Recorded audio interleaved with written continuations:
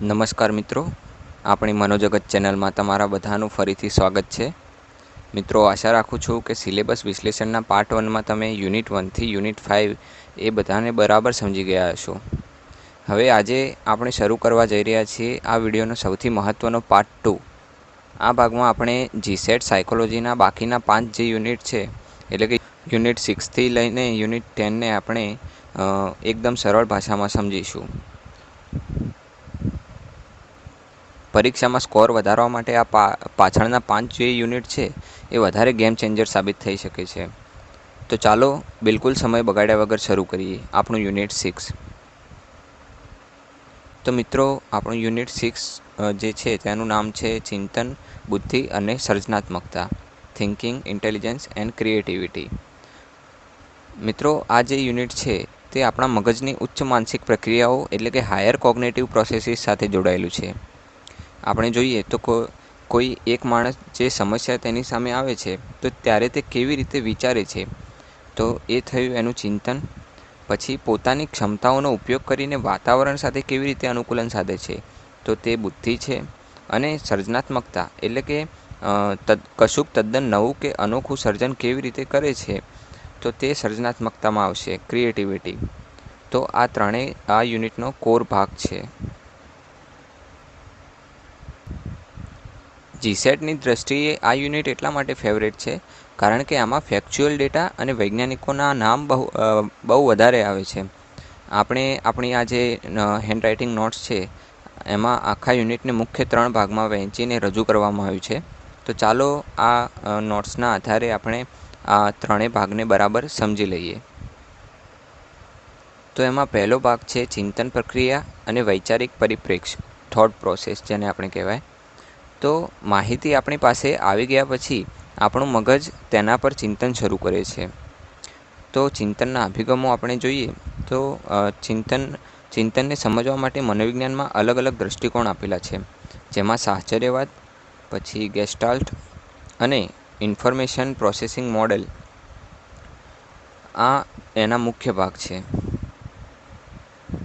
પછી ખ્યાલ નિર્માણ એટલે કે કોન્સેપ્ટ ફોર્મ્યુલેશન. તો આપણે વસ્તુઓ કે ઘટનાઓને ઓળખવા માટે મગજમાં જે કેટેગરી કે નિયમો બનાવીએ છીએ ને તેને જ કન્સેપ્ટ કહેવાય છે. પછી સમસ્યા ઉકેલ એટલે પ્રોબ્લેમ સોલ્વિંગ. તો પ્રોબ્લેમ સોલ્વ કરવા માટે આપણી પાસે 2 મુખ્ય વ્યૂહરચનાઓ છે.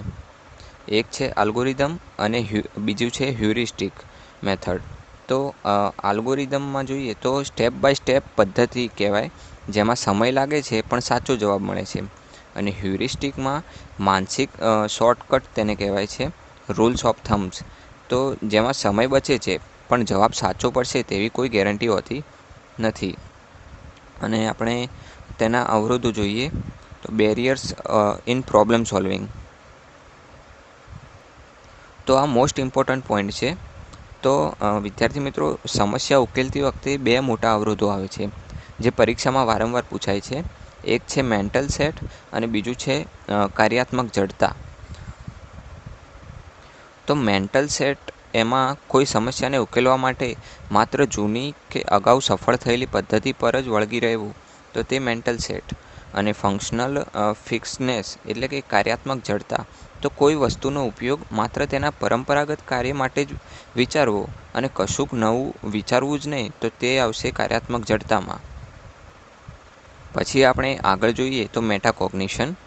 તો આ ટર્મ યાદ રાખજો, વિચારવાની પ્રક્રિયા વિશે વિચારવું એટલે કે થિંકિંગ અબાઉટ થિંકિંગ, જેમાં મેટાકોગ્નેટિવ નોલેજ અને રેગ્યુલેશન બંને આવે છે. આપણે રિયલ લાઈફ એપ્લિકેશન જોઈએ તો જ્યારે ઘરમાં સ્ક્રૂ ડ્રાઈવર ન મળે અને કોઈ વ્યક્તિ ચપ્પુની અણીથી સ્ક્રૂ ખોલી નાખે ત્યારે તે વ્યક્તિએ કાર્યાત્મક જડતાનો અવરોધ પાર કર્યો કહેવાય. હવે આપણે બુદ્ધિના સિદ્ધાંતો જોઈએ. આ ટોપિક એ મોસ્ટ આઈએમપી છે, તો આપણે તેને એકદમ શોર્ટ એન્ડ સ્વીટ રીતે યાદ રાખીએ. તો મુખ્ય સંશોધકો અને તેમના સિદ્ધાંતો. તો સ્પીયરમેનનો દ્વિઘટક સિદ્ધાંત. તો બુદ્ધિમાં 2 ફેક્ટર હોય, એક તો જી ફેક્ટર એટલે કે સામાન્ય બુદ્ધિ જે જન્મજાત હોય, અને બીજું છે એસ ફેક્ટર એટલે કે વિશિષ્ટ બુદ્ધિ જે વાતાવરણમાંથી મેળવાય છે. પછી થર્સ્ટન એનો પ્રાથમિક માનસિક ક્ષમતાઓનો સિદ્ધાંત. તો બુદ્ધિ કોઈ એક ઘટક નથી, પણ 7 પ્રાથમિક માનસિક ક્ષમતાઓનો સમૂહ છે તેવું થર્સ્ટનનું કહેવું હતું. પછી જેન્સન્સનું બુદ્ધિ મોડેલ, એમણે લેવલ 1 એટલે કે સાચર્ય શિક્ષણ અને લેવલ 2 એટલે કે જ્ઞાનાત્મક પ્રક્રિયાઓની વાત કરી. પછી કેટલ, તો કેટલનો પ્રવાહી અને સ્ફટિકીકૃત બુદ્ધિનો સિદ્ધાંત. એટલે આ એક્ઝામનો સુપર હોટ ટોપિક છે. આપણે જોઈએ તો ફ્લુઇડ ઇન્ટેલિજન્સ, જેને પ્રવાહી બુદ્ધિ કહેવાય, એટલે કે તે જન્મજાત ન્યુરોલોજિકલ ક્ષમતા જે ઉંમર સાથે ઘટે છે. જ્યારે ક્રિસ્ટલાઇઝ ઇન્ટેલિજન્સ એટલે કે સ્ફટિકીકૃત બુદ્ધિ એટલે શિક્ષણ અને અનુભવથી મેળવેલું જ્ઞાન જે ઉંમર સાથે વધે છે, એવું કેટલનું કહેવું હતું. પછી આપણે જોઈએ તો ગાર્ડનરનો બહુવિધ બુદ્ધિનો સિદ્ધાંત, મલ્ટિપલ ઇન્ટેલિજન્સ. તો વ્યક્તિમાં અલગ અલગ 8 કે 9 પ્રકારની બુદ્ધિ હોઈ શકે છે, જેમ કે સંગીતમય બુદ્ધિ, શારીરિક ગતિલક્ષી બુદ્ધિ વગેરે. એ રીતે ગાર્ડનરે એનો સિદ્ધાંત આપ્યો છે. પછી સ્ટર્નબર્ગનો ત્રિપુટી સિદ્ધાંત, તો એમણે બુદ્ધિના 3 પ્રકાર આપ્યા: ઘટકીય એટલે કે એનાલિટિકલ, અનુભવજન્ય એટલે કે ક્રિએટિવ અને સંદર્ભગત એટલે પ્રેક્ટિકલ. આમ પછી આપણે ગોલમેનનો આવેગિક બુદ્ધિનો સિદ્ધાંત જોઈએ. તો એમણે સાબિત કર્યું કે જીવનની સફળતામાં આઈક્યુ કરતાં ઇક્યુ મહત્ત્વનું છે. અને છેલ્લે છે જેપી દાસનું જે પાસ મોડેલ છે તે. તો આ મોડેલ જેપી દાસ અને પારીલા દ્વારા લુરિયાના મગજના કાર્યો પર આધારિત આપવામાં આવ્યું છે. તેનું ફૂલ ફોર્મ પરીક્ષામાં ક્રમમાં ગોઠવવાનું પૂછાય છે. તો P = પ્લાનિંગ, A એટલે કે એટેન્શન અને અરાઉઝલ એટલે કે ધ્યાન અને જાગૃતિ. પછી સમકાલીન પ્રક્રિયા અને સક્સેસિવ. હવે પ્લાનિંગ એટલે કે આયોજન, કોઈ ધ્યેય નક્કી કરવો અથવા વ્યૂહરચના બનાવી અને સમસ્યાના ઉકેલ માટે યોગ્ય નિર્ણય લેવો. પછી એટેન્શન એટલે કે વાતાવરણમાંથી આવતા ઉદ્દીપકો પ્રત્યે જાગૃત થવું અને કોઈપણ એક ચોક્કસ બાબત પર ધ્યાન કેન્દ્રિત કરવું. પછી છે સમકાલીન પ્રક્રિયા, એટલે કે મગજમાં આવતી જુદી જુદી માહિતીઓ કે તત્વોને એકસાથે જોડીને એક સંપૂર્ણ ચિત્ર કે સંબંધ તરીકે સમજવો. અને પછી છેલ્લું છે સક્સેસિવ, એટલે કે માહિતીને એક પછી એક ચોક્કસ ક્રમમાં ગોઠવીને યાદ રાખવી કે પ્રક્રિયા કરવી, જેમ કે અંકો કે મૂળાક્ષરોનો ક્રમ. હવે આપણે ત્રીજો ભાગ જોઈએ તો તે છે સર્જનાત્મકતા એટલે કે ક્રિએટિવિટી. તો સર્જનાત્મકતા એટલે કશુંક નવું અને ઉપયોગી બનાવવાની ક્ષમતા અથવા સર્જનાત્મકતા. તો આ ક્ષેત્રમાં ટોરેન્સ, ગલ્ફોર્ડ અને ઘણા એવા વૈજ્ઞાનિકોનું પ્રદાન અદ્ભુત છે. જેમ કે ગિલ્ફોર્ડે સર્જનાત્મકતા માટે વિકેન્દ્રિત ચિંતિત ને સૌથી મહત્ત્વનું ગણાવ્યું છે.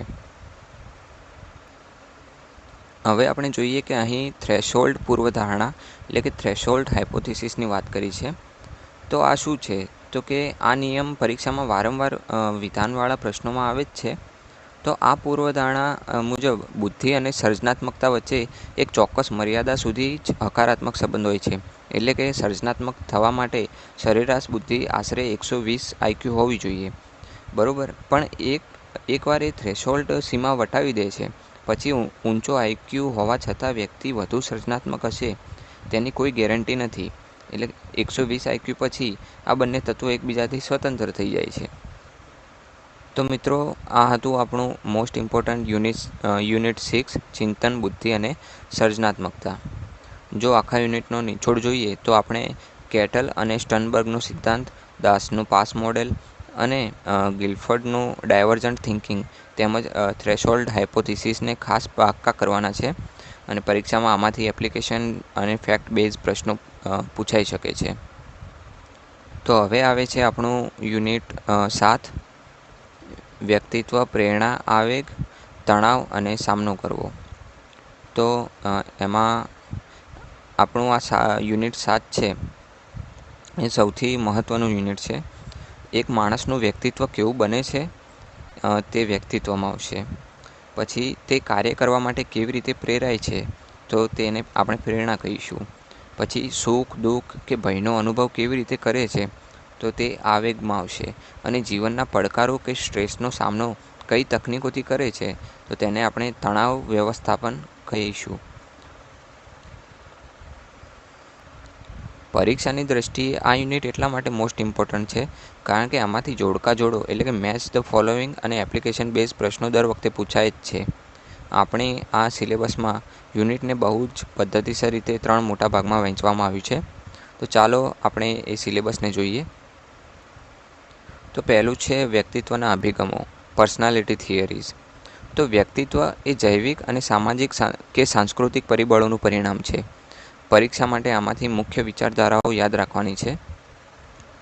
તો એમાં આપણે એમના મુખ્ય અભિગમો જોઈએ તો મનોવિશ્લેષણાત્મક, પછી નવ ફ્રોઇડિયન, સામાજિક શિક્ષણ, પછી આ જે લક્ષણ અને પ્રકાર છે તે ઓલપોર્ટ અને કેટલનું છે, અને જ્ઞાનાત્મક, પછી રોજર્સ મેસ્લોનો માનવતાવાદી અભિગમ, પછી અસ્તિત્વવાદી, અને છેલ્લે છે ટ્રાન્સપર્સનલ મનોવિજ્ઞાન.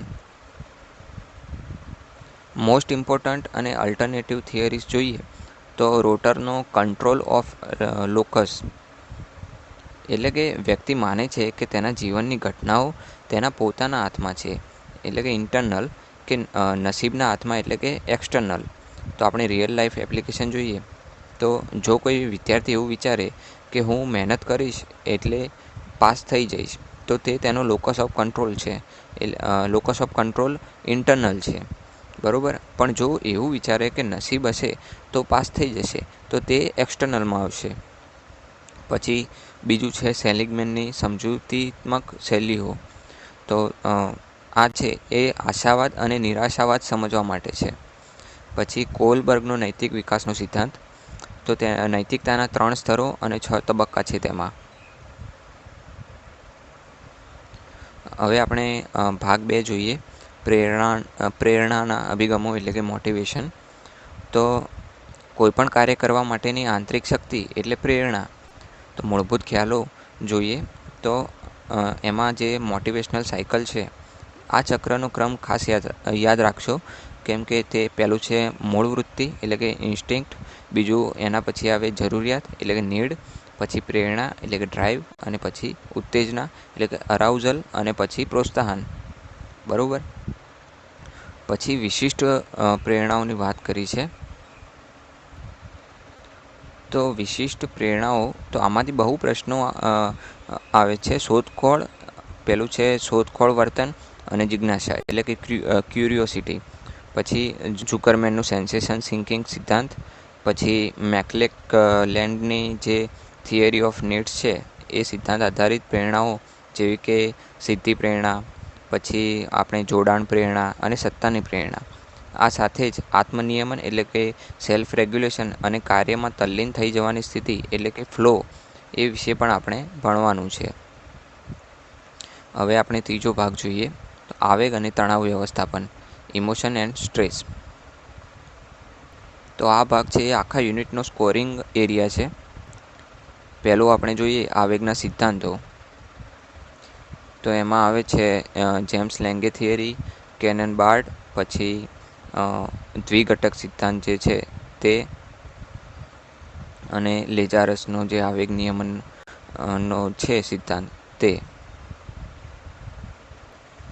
અને લેજારસનો સિદ્ધાંત.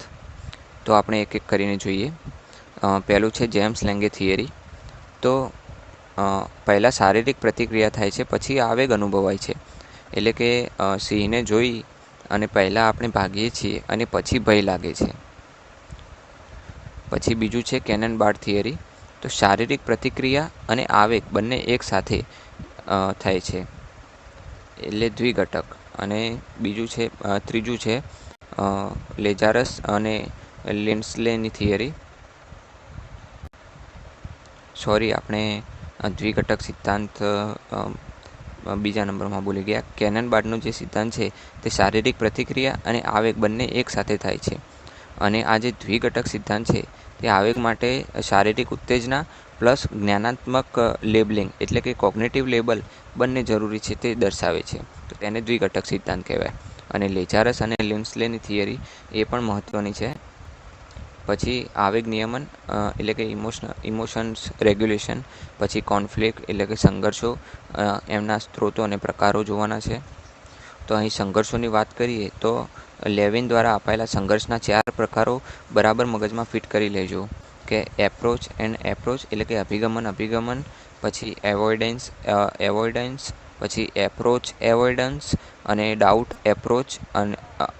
એપ્રોચ અને એવોઇડન્સ. આમ તે સિદ્ધાંત છે. હવે તણાવની વાત કરીશું આપણે. તણાવ અને શૈલીઓ. તો તણાવમાં રોગો સાથે જોડાયેલી વર્તનની શૈલીઓ, એમાં ટાઈપ એ એટલે કે હાર્ટ એટેક માટે વધુ સંવેદનશીલ હોય, પછી ટાઈપ બી અને ટાઈપ સી એટલે કે કેન્સર પ્રોન, અને ટાઈપ ડી એ વર્તન શૈલી. તો હવે આપણે સ્ટ્રેસ કોપિંગ ટ્રીક એને સમજીએ જે છે. તો વિદ્યાર્થી મિત્રો આ પોઈન્ટ નોટ કરી લેજો. આને ગુજરાતીમાં કહેવાય તણાવ રસીકરણ તાલીમ. તો એ કોણે આપી? તો કે ડોનાલ્ડ મેયચેનબીમ એ દ્વારા આપવામાં આવી હતી. જેમ શરીરને રોગોથી બચાવવા રસીની જરૂર પડે છે, તેમ માણસને તણાવનો સામનો કરવા માટે પહેલેથી માનસિક રીતે તૈયાર કરવાની આ અદ્ભુત ટેકનિક છે. તણાવ વ્યવસ્થાપનની અન્ય વ્યૂહરચનાઓ. તો bio feedback, music therapy, PMR એટલે કે પ્રોગ્રેસિવ મસ્ક્યુલર રિલેક્સેશન, પછી ગાઈડેડ ઇજનેરી, માઇન્ડફુલનેસ, મેડિટેશન અને યોગાસન. આ બધી તણાવ વ્યવસ્થાપનની અન્ય વ્યૂહરચનાઓ છે. તો મિત્રો આ હતું આપણું યુનિટ 7 વ્યક્તિત્વ, પ્રેરણા, આવેગ, તણાવ અને તેનો સામનો કરવો. તો આખા યુનિટને એક લાઇનમાં સમજીએ તો આપણે રોટરનો લોકસ ઓફ કંટ્રોલ જોવાનું છે, પછી પ્રેરણાત્મક ચક્ર અને મેકલેલેન્ડની પ્રેરણાઓ, પછી તેમજ આવેગના મુખ્ય 3 સિદ્ધાંતો, લેવિનના 4 સંઘર્ષો અને મેયચેનબોમની SIT એ બરાબર પાક્કા રાખવાના છે. પરીક્ષામાં આમાંથી બેઠા જ જોડકા જોડો અથવા વિધાનવાળા પ્રશ્નો પૂછાઈ શકે છે. તો હવે આપણે યુનિટ 7 તરફ જઈએ જે છે સોશિયલ સાયકોલોજી, સામાજિક મનોવિજ્ઞાન. તો આ યુનિટ આપણે જોઈએ તો થિયરી એમાં વધારે આવે છે. એક વ્યક્તિ જ્યારે સમાજમાં લોકોની વચ્ચે કે કોઈ ગ્રુપમાં હોય છે ત્યારે તેના વર્તન, વિચારો અને આવેગો પર બીજા લોકોની કેવી અસર થાય છે તેનો વૈજ્ઞાનિક અભ્યાસ એટલે સામાજિક મનોવિજ્ઞાન. જીસેટ અને નેટની પરીક્ષામાં આ યુનિટમાંથી ફેસ્ટિંગરનો જ્ઞાનાત્મક વિસંવાદિતાનો સિદ્ધાંત, પછી સોશિયલ લોફિંગ એટલે કે સામાજિક આળસ અને આંતરજૂથ સંબંધોના સિદ્ધાંતો વારંવાર પૂછાય છે. આપણી નોટ્સમાં આખા યુનિટને મુખ્ય 3 ભાગમાં વહેંચવામાં આવ્યું છે અને આખા સિલેબસ છે તેને 3 ભાગમાં વહેંચ્યું છે. તો ચાલો આપણે એક એક કરીને તેને સમજીએ. પહેલું છે સામાજિક મનોવિજ્ઞાનનો પાયો. એટલે કે ફાઉન્ડેશન ઓફ સોશિયલ સાયકોલોજી. તો સૌથી પહેલાં આપણે સામાજિક મનોવિજ્ઞાનનું સ્વરૂપ, તેનો વ્યાપ્ત અને ઐતિહાસિક વિકાસ સમજવાનું છે. તો આ ભાગમાં પરીક્ષા માટે સૌથી મહત્ત્વના પરંપરાગત સૈદ્ધાંતિક દ્રષ્ટિકોણ આપેલા છે, જેમાં કર્ટ લેવિનનો ક્ષેત્ર અભ્યાસ એટલે કે ફિલ્ડ થિયરી, પછી જ્ઞાનાત્મક વિસંવાદિતા અને તેમની સાથે અન્ય અભિગમો પણ આપેલા છે, તેને આપણે જોઈએ. તો જે કર્ટ લેવિનનો ક્ષેત્ર સિદ્ધાંત છે, તો એમણે પર્યાવરણ અને વ્યક્તિના આંતર સંબંધો પર ભાર મૂક્યો છે. અને બીજું છે ફેસ્ટિંગરનો જ્ઞાનાત્મક વિસંવાદિતાનો સિદ્ધાંત. તો જ્યારે વ્યક્તિના 2 વિચારો અથવા વિચાર અને વર્તન વચ્ચે અસંગતતા ઊભી થાય ત્યારે મગજમાં જે માનસિક તણાવ કે બેચેની પેદા થાય તેને કોગ્નેટિવ ડિસોનેન્સ કહેવાય છે. અને જે અન્ય અભિગમો છે તેમાં સામાજિક શક્તિ એટલે કે સામાજિક જીવવિજ્ઞાન, સોશિયોબાયોલોજી, મનોગતિશીલ અભિગમો એટલે કે સાયકોડાયનેમિક્સ અને સામાજિક સંજ્ઞાન સોશિયલ કોગ્નેટિવ, આ જ અન્ય અભિગમો છે. આપણે રિયલ લાઈફ એપ્લિકેશન એક જોઈએ આમાંથી. તો એક વ્યક્તિ એવું જાણે છે કે ધૂમ્રપાન સ્વાસ્થ્ય માટે હાનિકારક છે, એ એનો વિચાર છે, છતાં તે સ્મોકિંગ કરે છે, તો એ એનું વર્તન થયું. તો આ સ્થિતિ ફેસ્ટિંગરના જ્ઞાનાત્મક વિસંવાદિતાનું ઉત્તમ ઉદાહરણ છે. તો આપણે જોયું ફેસ્ટિંગરનું જે જ્ઞાનાત્મક વિસંવાદિતાનો સિદ્ધાંત હતો તેનું આપણે ઉદાહરણ જોયું. હવે આપણે બીજો મુદ્દો જોઈએ બીજો ટોપિક છે સામાજિક પ્રત્યક્ષીકરણ અને જૂથ પ્રભાવ. તો જ્યારે આપણે સમાજમાં રહીએ છીએ ત્યારે આપણી આસપાસ સંદેશા વ્યવહાર એટલે કે કોમ્યુનિકેશન અને આરોપણ એટ્રીબ્યુશન એની પ્રક્રિયાઓ સતત ચાલતી હોય છે. તો સંસ્કૃતિની વલણ અને તેના પરિવર્તન પર બહુ મોટી અસર પડે છે. તેમજ પરોપકારી વર્તન એટલે કે પ્રો સોશિયલ બિહેવિયરનો કન્સેપ્ટ પણ અહીં સમજવાનો છે. તો એમાં આપણે જોઈએ સામાજિક પ્રભાવના પ્રકારો. તો સમાનરૂપતા એટલે કે અશનો પ્રયોગ એમાં આવે છે. પછી પિયર પ્રેશર, પછી સમજાવટ એટલે કે પરસ્યુએશન, પછી અનુપાલન અને આજ્ઞાપાલન, એમાં મિલગ્રામનો પ્રયોગ આવે છે. પછી સામાજિક શક્તિ સોશિયલ પાવર જેને કહેવાય, પછી પ્રતિક્રિયાશીલતા અને આક્રમકતા એટલે કે એગ્રેશન. હવે આપણે જે આ બે ટોપિક છે સામાજિક સુગમતા અને સામાજિક આળસ, તો તેમાં પહેલું આપણે જોઈએ તો સોશિયલ લોફિંગ એટલે કે સામાજિક આળસ. તો જ્યારે વ્યક્તિ એકલો કામ કરવાને બદલે જૂથમાં કામ કરે છે ત્યારે તે વ્યક્તિગત કરતાં ઓછી મહેનત કરે છે.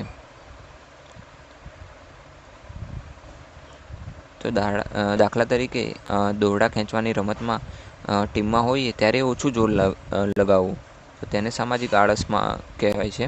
અને સોશિયલ ફેસિલિટેશન એટલે કે સામાજિક સુગમતા, તો તેનાથી તદ્દન ઉલટું છે. જ્યારે અન્ય લોકોની હાજરી હોય ત્યારે વ્યક્તિનું પ્રદર્શન વધારે સુધરે છે, તો તેને સામાજિક સુગમતા કહેવાય.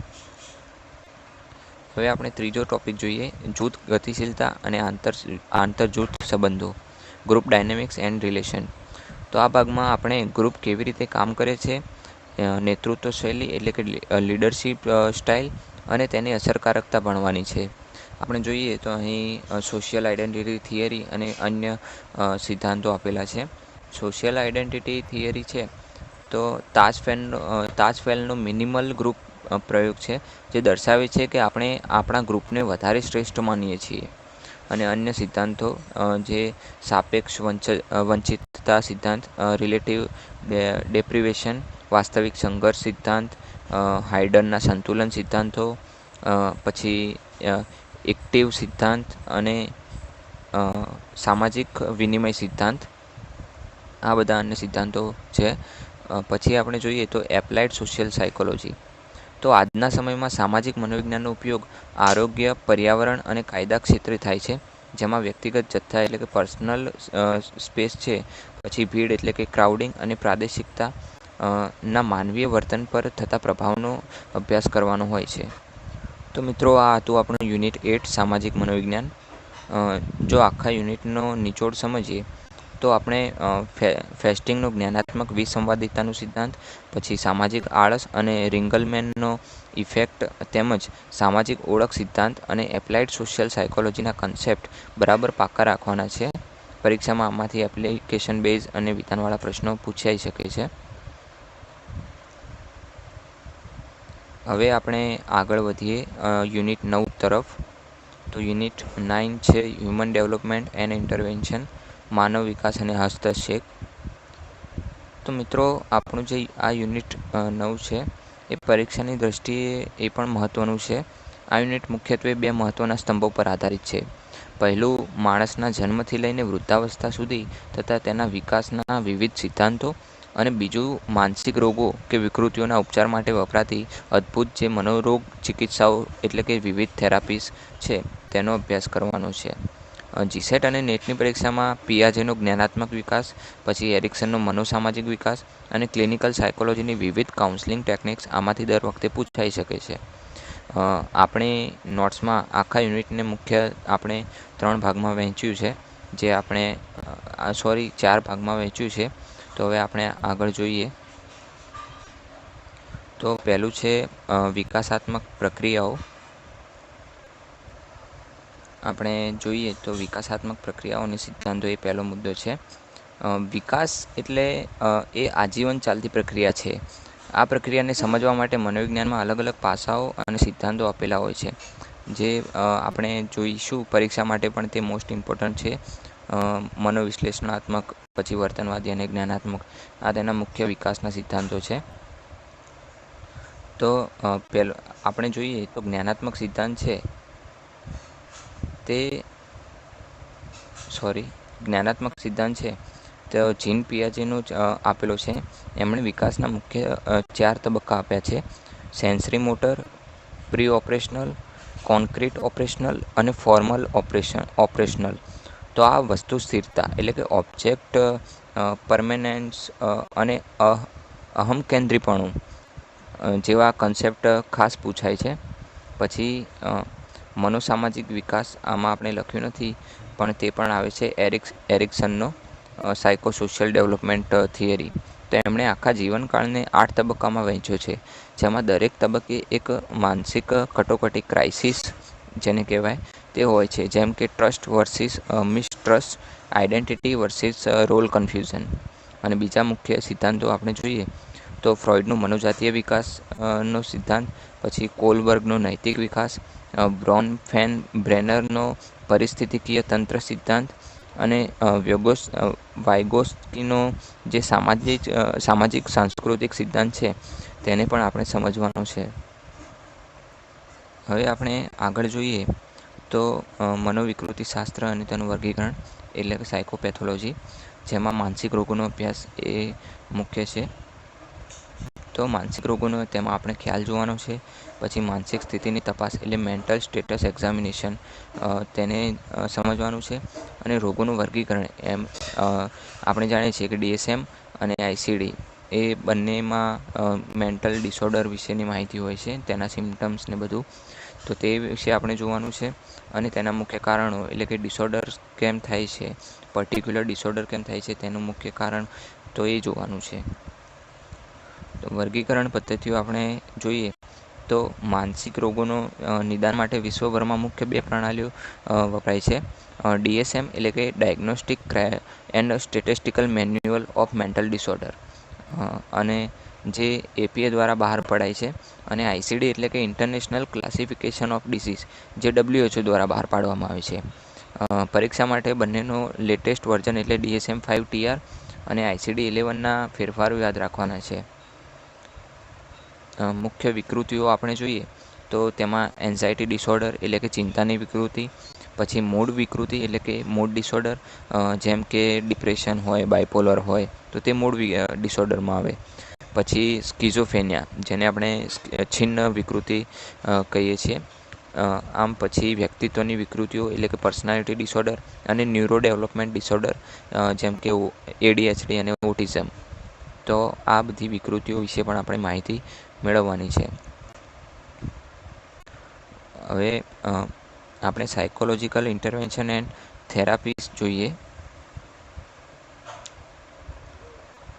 તો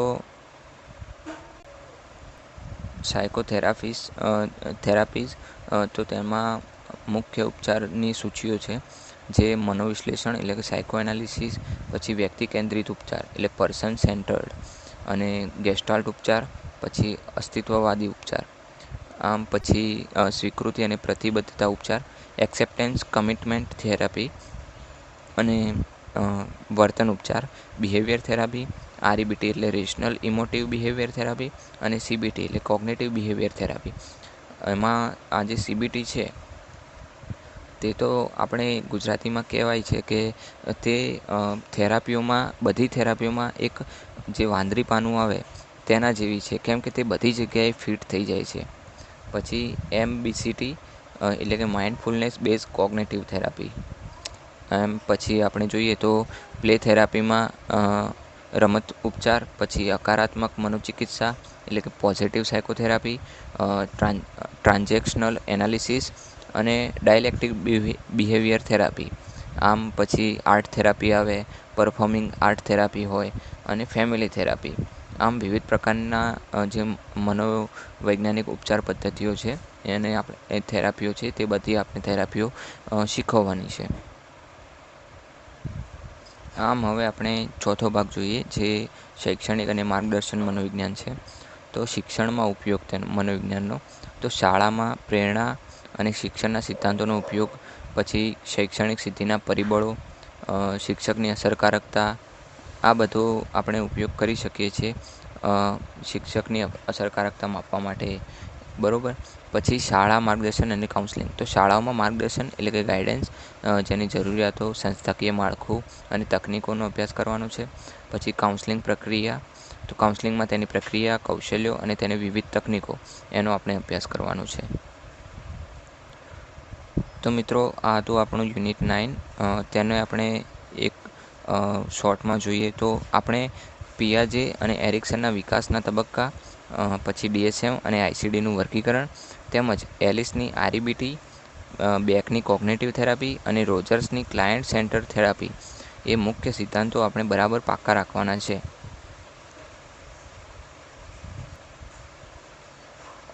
આપણે યુનિટ 9નો સિલેબસ જોયો. હવે આપણે યુનિટ 10 તરફ આગળ વધીએ અને આ આપણું લાસ્ટ ચેપ્ટર છે. તો ઉભરતા ક્ષેત્રો એટલે કે ઇમર્જન્સ એરિયાઝ ઓફ સાયકોલોજી, મનોવિજ્ઞાનમાં ઉભરતા ક્ષેત્રો, બરાબર. એમાં આપણે જોઈએ તો ટોટલ 4 ભાગમાં વહેંચ્યો છે સિલેબસને. પહેલો છે સામાજિક મુદ્દાઓ અને સીમાંતકરણ, તો સોશિયલ ઇશ્યુઝ એન્ડ સ્ટિગ્મા. તો મુખ્ય સામાજિક પડકારો. આપણે પહેલાં જોઈએ કે આ યુનિટ શું કહેવા માગે છે. તો મિત્રો, આ જે યુનિટ છે એ આખા સિલેબસનું સૌથી આધુનિક, ડાયનેમિક અને સ્કોરિંગ યુનિટ છે. પરંપરાગત મનોવિજ્ઞાનથી આગળ વધીને આજે 21મી સદીમાં સાયકોલોજી માનવ જીવનના કયા નવા પાસાઓને અભ્યાસ કરી રહ્યું છે તે આ યુનિટનો મુખ્ય વિષય છે. આ યુનિટને મુખ્ય ભાગોમાં વહેંચીને આપણે જોઈએ તો તે મુખ્ય 3 સ્તંભો પર આધારિત છે. પહેલું છે સીમાંત જૂથોની સામાજિક પીડા. બીજું પોઝિટિવ સાયકોલોજી એટલે કે શાંતિ અને સુખાકારીનું મનોવિજ્ઞાન. અને ત્રીજું અને મોસ્ટ ઇમ્પોર્ટન્ટ છે તે છે હેલ્થ સાયકોલોજી અને સાયકો ન્યુરો ઇમ્યુનોલોજી. જીસેટ અને નેટની પરીક્ષામાં હેડોનિક વિરુદ્ધ યુડેમોનિક સુખાકારી અથવા અને ચારિત્ર શક્તિઓ એટલે કે કેરેક્ટર સ્ટ્રેન્થ અને ક્રોનિક રોગોના મનોવૈજ્ઞાનિક પરિબળો, આ બધામાંથી અવારનવાર પ્રશ્નો પૂછાય જ છે. તો આપણે જોઈએ સામાજિક મુદ્દાઓ અને સીમાંતકરણ. તો આધુનિક યુગમાં મનોવિજ્ઞાન માત્ર ક્લિનિકલ સુધી મર્યાદિત નથી, પણ સામાજિક સમસ્યાઓ પર પણ તે ધ્યાન કેન્દ્રિત કરે છે. આપણે જોઈએ તો સીમાંતકરણ, જે સીમાંત જૂથોના મુદ્દા છે એમાં જાતિ, ગરીબી, વિકલાંગતા અને સ્થળાંતર, એના કારણે સમાજમાં ઉદ્ભવતી અસમાનતાઓ અને તેનાથી પેદા થતા સાંસ્કૃતિક પૂર્વગ્રહ તથા ભેદભાવનો અભ્યાસ આ સેક્શનમાં આપણે કરવાનો છે. પછી સામાજિક પીડા. તો આમાં 3 અગત્યના ટર્મ્સ આપણે સમજવાના છે. પહેલું છે સ્ટિગ્મા, બીજું છે સીમાંતકરણ અને સામાજિક વેદના. તો આ સાથે જ બાળ શોષણ એટલે કે ચાઇલ્ડ એબ્યુઝ અને ઘરેલું હિંસા એટલે કે ડોમેસ્ટિક વાયોલન્સના મનોવૈજ્ઞાનિક પ્રભાવની ચર્ચા આ ભાગમાં આપણે કરીશું. હવે આપણે જોઈએ બીજો મુદ્દો, તો સામાજિક મનોવિજ્ઞાન અને સુખાકારી. તો માનવીની નકારાત્મકતાઓને દૂર કરવાને બદલે તેનામાં રહેલી સકારાત્મકતાઓને ખીલવવી એટલે પોઝિટિવ સાયકોલોજી. તો આ સેક્શનમાં આ પરીક્ષા માટે ખૂબ રસપ્રદ છે. આપણે જોઈએ તો પીસ સાયકોલોજી, જેને આપણે શાંતિનું મનોવિજ્ઞાન કહીએ. તો મેક્રો સ્તરે હિંસા અને અહિંસાની પ્રક્રિયાઓ, પછી સંઘર્ષ ઉકેલ એટલે કે કોન્ફ્લિક્ટ રિઝોલ્યુશન, અને આ સંઘર્ષોને શાંત પાડવામાં મીડિયાની સકારાત્મક કે નકારાત્મક ભૂમિકા શું છે તે આપણે ભણવાનું છે. હવે સુખાકારીના પ્રકારો જોઈએ તો હેડોનિક અને યુડેમોનિક. તો હેડોનિક એટલે કે સુખવાદી સુખાકારી, તો જે માત્ર તાત્કાલિક શારીરિક કે માનસિક આનંદ અને સુખ પ્રમોદ સાથે જોડાયેલી છે. અને યુડેમોનિક એટલે જે જીવનની સાર્થકતા, સેલ્ફ ગ્રોથ, આત્મવિકાસ અને જીવનના ઉદ્દેશ્ય સાથે જોડાયેલી છે. આમ આપણે આગળ માનવીય શક્તિઓ જેમ કે માર્ટિન સેલિગમન દ્વારા અપાયેલી ચારિત્ર શક્તિઓ, પછી મુશ્કેલ પરિસ્થિતિમાંથી પાછા ઊભા થવાની ક્ષમતા એટલે સ્થિતિસ્થાપકતા, અને કોઈપણ આઘાતજનક ઘટના પછી થતો વ્યક્તિગત વિકાસ એટલે કે પોસ્ટ ટ્રોમેટિક ગ્રોથ વિશે ડિટેલમાં સમજવાનું છે. હવે આપણે આગળ જોઈએ તો સ્વાસ્થ્ય મનોવિજ્ઞાન. તો તેમાં આપણે આરોગ્ય અને જીવનશૈલી અને સાયકો ન્યુરો ઇમ્યુનોલોજી એ વિશે ભણવાનું છે. તો શરીર અને મન એકબીજા સાથે કેવી રીતે જોડાયેલા છે તેનો વૈજ્ઞાનિક પુરાવો આપણે આ ભાગમાંથી મળે છે. તો આરોગ્ય અને જીવનશૈલી, તો કે આપણું વર્તન સ્વાસ્થ્યવર્ધક એટલે કે હેલ્થ પ્રમોટિંગ છે કે સ્વાસ્થ્ય સાથે સમાધાન કરતું છે, તેની સીધી અસર આપણી લાઈફસ્ટાઈલ પર પડે છે.